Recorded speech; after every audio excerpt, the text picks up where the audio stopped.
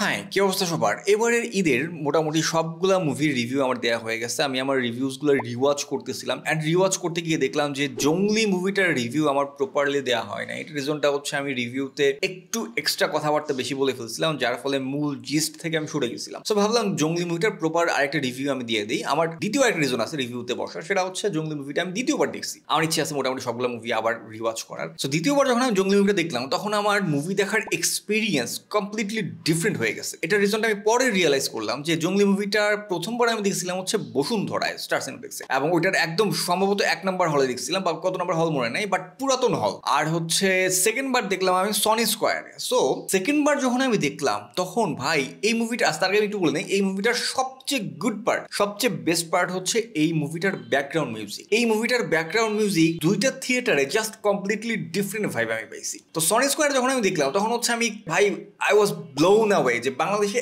এত good background মিউজিকের কাজ হয়েছে।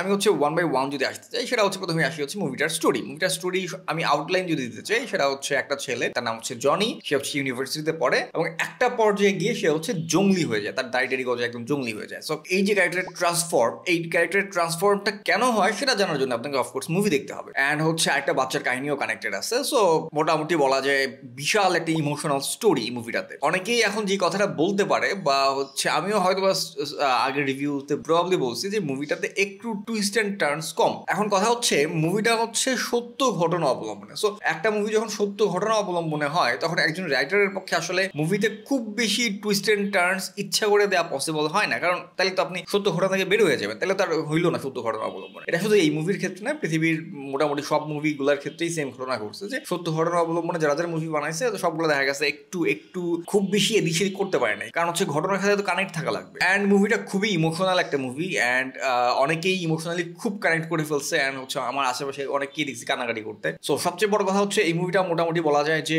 মোটা দাগে কেউ যদি আমাকে জিজ্ঞেস করতে চায় যে ফ্যামিলি নিয়ে একটা মুভি দেখতে যেতে চাই এবারের ঈদে, সেটা আমি বলবো যে জংলি। কারণ হচ্ছে দাগি মুভিতেও কিছু কিছু বিষয় আছে, বা বরবাদ মুভিতেও কিছু কিছু বিষয় আছে, যেটা হচ্ছে হয়তো বা হোল ফ্যামিলি নিয়ে দেখতে গিয়ে একটু অকওয়ার্ড খাওয়া লাগতে পারে, স্পেশালি দাগি। তারপর হচ্ছে আবার বরবাদেও ড্রাগের ব্যাপার আছে। যদি আমি বলি যে ফ্যামিলি ওয়াচ এইবারের ঈদের কোন মুভিটা, সেটা আমি বলবো হচ্ছে জংলি। যে আপনি আপনার বাবা মা ভাই বোনদেরকে নিয়ে একসাথে ধরেন যেতে চাইতেছেন সবাই তল করতে, সেটা আমি একদম নাম্বার ওয়ানে রাখবো জংলি। এবার যদি একে একে আসি, সেটা হচ্ছে স্টোরির কথা বললাম, এবার আসেন হচ্ছে মুভিটার সিনেমাটোগ্রাফি। ভাই খুব ভালো করছে সিনেমাটোগ্রাফি, স্পেশালি সেকেন্ড হাফের সিনেমাটোগ্রাফি খুব ভালো লাগছে। এবং কালার ভাই, এর আগের রিভিউটাতে আমি বলছি যে ভাই কালার এত টপ নচ সেকেন্ড পার্টে, মানে সেকেন্ড স্পেশালি হচ্ছে সিয়াম আহমেদ মানে জংলি ক্যারেক্টারটা, সেটা ও যে রুমটাতে থাকে, ওই রুমের যে ভাই এনভায়রনমেন্ট ক্রিয়েট করছে এত সুন্দর, আমি একদম মালায়ালাম মুভির ফিল পাইছি। সো এবার আসেন যদি হচ্ছে অ্যাক্টিং এর দিক থেকে, আমি যদিও আমার এখানে মন্তব্য করাটা প্রবলেম ঠিক হচ্ছে না, কারণ অনেকেই কম বেশি সবাই জানে আমি বুবলির ফ্যান।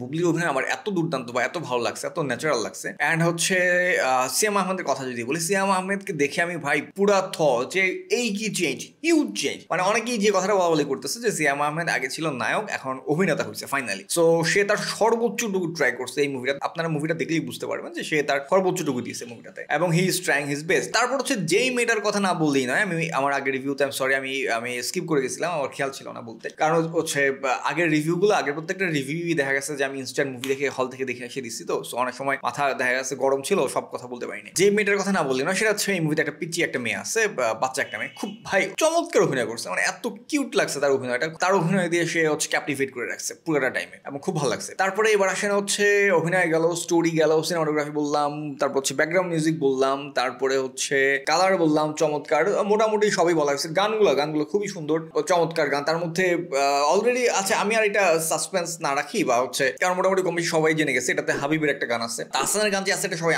আগে থেকে জানতো, বাট হাবিবের গানটা যে আছে এটা পরে রিভিল করা হয়েছে। সো হাবিবের গানটা ভাই সেই লাগছে, সেই চমৎকার লাগছে গানটা। সো এই ছিল হচ্ছে অল ওভার মুভিটা নিয়ে আমার কথাবার্তা। অ্যান্ড মানে খুব ভালো লাগতেছে যে বাংলা মুভির এই যে জোয়ার আসছে, এই যে ডিফারেন্ট অ্যাপ্রোচের মুভি আসতেছে, এই ব্যাপারটা খুব ভালো লাগছে। যেমন ধরেন বরবাদ হচ্ছে মাস অ্যাপিলের, মাস অডিয়েন্সের একটা মুভি, বাট দাগি এবং জঙ্গলি হচ্ছে একটু ডিফারেন্ট অ্যাপ্রোচের মুভি। আমাদেরকে এই টাইপের মুভি আমরা যত একসেপ্ট করতে পারবো, ততই আমাদের জন্য বেটার। কারণ ভাই আর কত কথার কথা, বরবাদের মতো মুভি দেখা গেছে বছরে একটা বা 5 বছরে একটা করে আসবে। সো আমরা যদি এই বরবাদের আশায় বসে থাকি, বা বরবাদ টাইপ মুভি মুভি এক্সপেক্ট করি অলওয়েজ, তাহলে তো ভাই বোকামি হবে। সব টাইপের মুভি আমাদেরকে একসেপ্ট করতে হবে। আমরা যত ভেরিয়েশনের মুভি আমরা একসেপ্ট করতে পারবো, ততই আমাদের জন্য বেটার, ততই আমাদের জন্য ডিফারেন্ট অ্যাপ্রোচের মুভি আসবে, এবং আমাদের জন্য ভেরিয়েশন তৈরি হবে যে আমরা কোন টাইপের মুভি বা কে কোন টাইপের মুভি দেবে। কারণ সব টাইপের মুভি ভালো লাগে না। এই যে বরবাদ, এই যে মাস অডিয়েন্সের এত একটা মুভি, এই যে আমি এত ভালো বললাম, অনেকেই ভালো বলছে, তারপরও এই মুভিটাও কিন্তু অনেকের ভালো লাগে নাই। কারণ হচ্ছে সবার টেস্টের সাথে সব টাইপের মুভি যায় না। বরবাদের এরকম বহু মানুষ এখন হয়তো বা খুব একটা সামনে আসতেছে না, কারণ বরবাদের হাইপ চলতেছে। তো বরবাদ মুভির এরকম বহু মানুষ আছে যারা বরবাদ মুভিটাকে পছন্দ করে নাই, শুধুমাত্র যে বিগ স্কেলে মুভিটা হয়েছে এই জন্য অনেকেই সাপোর্ট করতেছে। সো যেটা বললাম যে হচ্ছে বাংলাদেশে যেহেতু আমরা অফকোর্স আমাদের প্রত্যেকের এক একজনের টেস্ট এক এক রকম, যেহেতু আমাদের টেস্ট ডিফারেন্ট, অফকোর্স ডিফারেন্ট টেস্টের মুভিস গুলো আসলে আমাদের জন্য বেটার। অ্যান্ড এই মুভিটা, জঙ্গলি মুভিটাতে আমি মালায়ালাম মুভির ফিল পাইছি, যেটা আমার খুব ভালো লাগছে। এই মুভিটা, জঙ্গলি মুভিটা এবং হচ্ছে ধরেন দাগি মুভিটা, এই মুভি দুইটার কথা কেউ যদি বলে যে তার মুভিটা ভালো লাগে নাই, একদমই ভালো লাগে নাই, একদম ভাই একদম এত ফালতু এরকম যদি কেউ বলে, দ্যাট মিনস হচ্ছে ওই মুভিটা তার পার্সোনাল টেস্টের সাথে যায় না। এটাই হচ্ছে একমাত্র রিজন। আর এবারের ঈদে খারাপ মুভি তো ভাই আসে নাই, মোটামুটি আমার কাছে সবগুলোই ভালো লাগছে। বরবাদও ভালো লাগছে, দাগিও ভালো লাগছে, জঙ্গলিও ভালো লাগছে, ইভেন অন্তরাত্মাও ভালো লাগছে, যদিও অন্তরাত্মা মুভিটা একটু ব্যাকডেটেড হয়ে গেছে, তারপরে মুভিটা ভালো ছিল। সো এই ছিল হচ্ছে এবার ঈদের মুভি নিয়ে আমার কথাবার্তা। যে ভালো থাকবেন সবাই, গুড বাই।